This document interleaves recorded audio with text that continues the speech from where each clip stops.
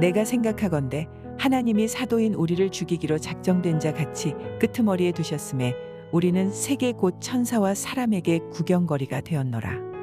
우리는 그리스도 때문에 어리석으나 너희는 그리스도 안에서 지혜롭고 우리는 약하나 너희는 강하고 너희는 존귀하나 우리는 비천하여 바로 이 시각까지 우리가 줄이고 목마르며 헐벗고 매맞으며 정처가 없고 또 수고하여 친히 손으로 일을 하며 모욕을 당한즉 축복하고 박해를 받은즉 참고 비방을 받은즉 권면하니 우리가 지금까지 세상의 더러운 것과 만물의 찌꺼기같이 되었도다.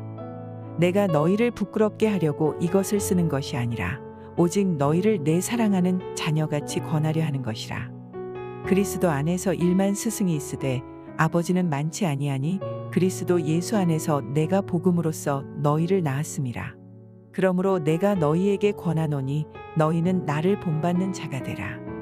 이로 말미암아 내가 주 안에서 내 사랑하고 신실한 아들 디모데를 너희에게 보내었으니 그가 너희로 하여금 그리스도 예수 안에서 나의 행사 곧 내가 각처 각 교회에서 가르치는 것을 생각나게 하리라. 어떤 이들은 내가 너희에게 나아가지 아니할 것 같이 스스로 교만하여졌으나 주께서 허락하시면 내가 너희에게 속히 나아가서 교만한 자들의 말이 아니라 오직 그 능력을 알아보겠으니 하나님의 나라는 말에 있지 아니하고 오직 능력에 있음이라. 너희가 무엇을 원하느냐 내가 매를 가지고 너희에게 나아가랴. 사랑과 온유한 마음으로 나아가랴. 화요일 새벽 말씀 큐티를 시작하도록 하겠습니다. 우리가 세상을 살아가면서 똑같은 것을 보고 똑같은 것을 경험하게 될지라도 각자에 따라서 주어진 상황에 따라서 내가 누구냐에 따라서 다른 시선으로 세상을 바라보게 됩니다. 아이들을 바라보는 시선도 마찬가지인 것 같습니다. 자녀를 낳아보지 않은 젊은 분들이 어린 아이들을 바라보는 것, 귀여움으로 바라보는 것과 자녀를 낳아본 그리고 길러본 분들이 어린 아이들을 바라볼 때 느끼는 그 마음, 때로는 안타까움, 때로는 그 사랑스러움은 분명히 같은 마음도 같은 시선도 아닐 것입니다. 또한 신앙생활 가운데서도 마찬가지인 것 같습니다.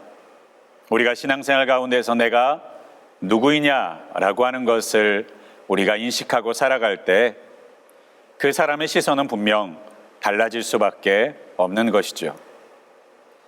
특별히 오늘 본문에 있는 사도 바울은 고린도 교회 성도들로부터 말도 안 되는 비난과 비판을 받고 있었습니다.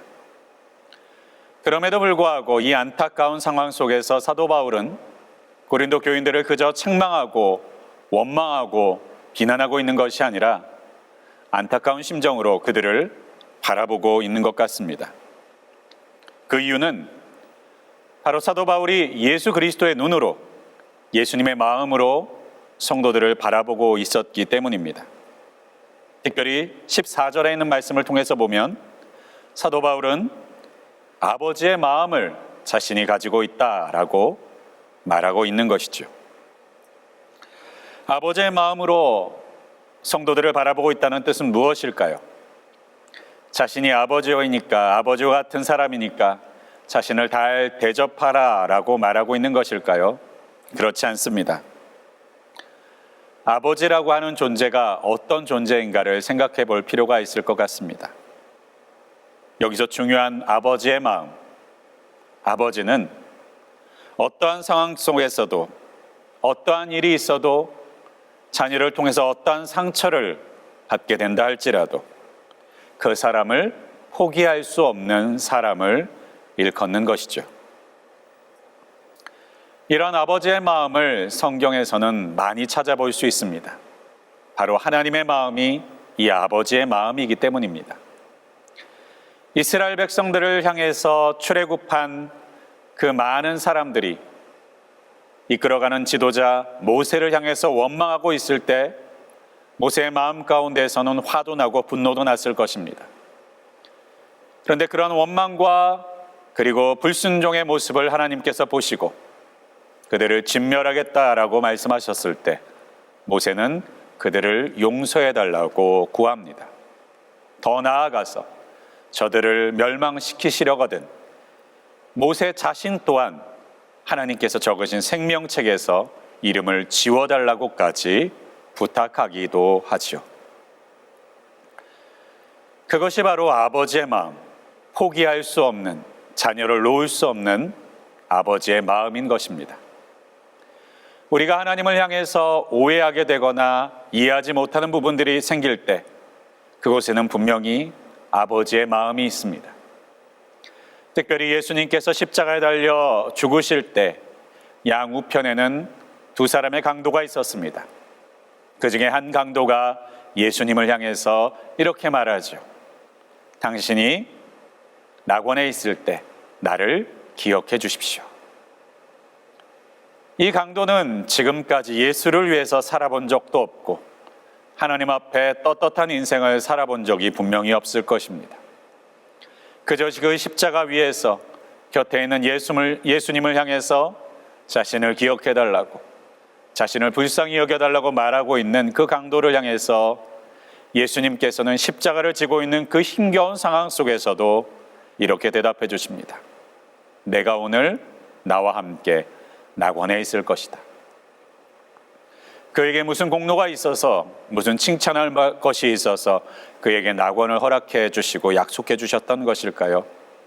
그것은 바로 예수님께서 바로 탕자가 돌아오는 그 모습을 보는 심정으로 그 강도를 바라보시는 시선이 있으셨기 때문입니다. 자신의 잃어버린 아들이, 자신을 떠나고 비난했던 아들이 그 마지막 순간에 찾아와서 나를 불쌍히 여겨달라고, 나 좀 살려달라고 외치고 있을 때 어느 아버지가 매몰차게 내어 밀 수 있겠습니까? 내어 쫓을 수 있었겠습니까? 바로 이것이 아버지의 마음인 것입니다. 이 아버지의 마음을 예수 그리스도께서 우리의 마음 가운데 두십니다. 바로 우리 안에 하나님이 계시기 때문입니다. 우리 안에 성령 하나님께서 내주하고 계시기 때문입니다. 예수 그리스도를 믿는 자들의 모든 이들은 우리 자신이 성전이 되어서 우리 안에 하나님이 머물러 계시고 우리를 다스리고 계시기 때문에 그 하나님으로 충만한 사람들은 언제나 아버지의 마음을 품고 사람들을 바라보게 되는 것이죠. 사랑하는 성도 여러분, 여러분께서는 우리 주의 사람들을 어떻게 바라보고 계십니까? 그저 나에게 불편한 사람들, 내게 이익이 되는 사람들, 내게 불리한 사람들, 이렇게 분간하고 계십니까? 때로는 내가 좋아하는 사람, 내가 싫어하는 사람, 이렇게 구분하고 계십니까? 우리 안에 계신 하나님으로 우리가 충만할 때, 성령으로 우리가 충만할 때 우리의 시선은 아버지의 시선, 잃어버린 아들을 찾는 시선이 될 줄을 믿습니다. 특별히 남서울 비전교회 가운데는 이제 예수사랑 큰 잔치를 6월에 준비하고 있습니다. 이를 위해서 또한 VIP를 각각 작정하신 줄을 압니다. 우리의 마음 가운데 품은 그 VIP들을, 태신자들을 아버지의 시선으로, 아버지의 마음으로 바라보실 수 있기를 주님의 이름으로 축복합니다. 주님의 마음으로 그들을 품고 그들을 위해서 간절하게 기도할 때 하나님께서는 같은 마음을 품으신 우리를 사용하셔서 영혼을 구원하는, 죽어가는 생명을 다시 구원의 방주 가운데 드리는 놀라운 역사의 통로로, 천하보다 귀한 영혼이 돌아오는 놀라운 사건의 통로로 우리를 사용해 주실 줄을 믿습니다. 기도하겠습니다.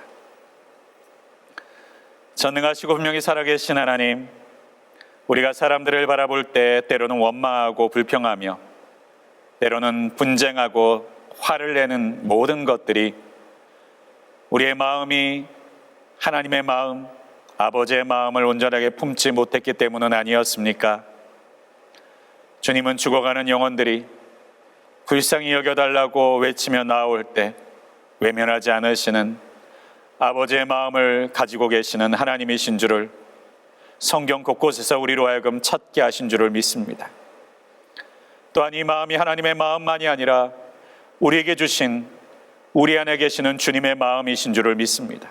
주여, 이제 우리가 주의 마음으로 살기 원하오니, 주님의 생각으로 살기 원하오니, 죽어가는 영혼을 향해 아버지의 심정과 마음을 회복하게 하여 주시옵고, 주님의 마음으로 바라보며 다가가며 복음을 전하며 그들을 사랑으로 섬길 수 있도록 도와주시고, 특별히 포기하지 않는 마음을 허락하여 주셔서 그들이 구원을 얻을 때까지 최선을 다하는 구원의 통로와 도구가 되게 하여 주시옵소서.